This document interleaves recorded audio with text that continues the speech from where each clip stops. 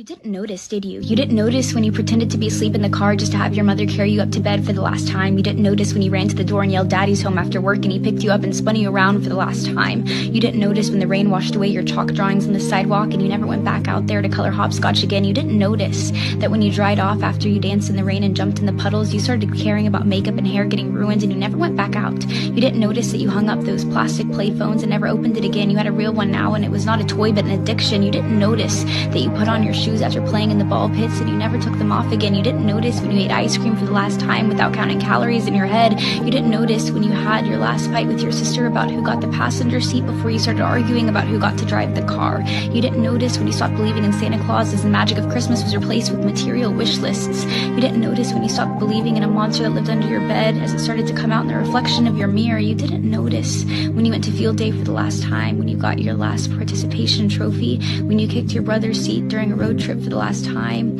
when you had your last play date with your Barbies, when you had your last Disney movie night with your family. You didn't notice that grandparents don't last forever. You didn't notice that your childhood cat wasn't eternal. You didn't notice your parents are growing up too. You didn't notice it, do you?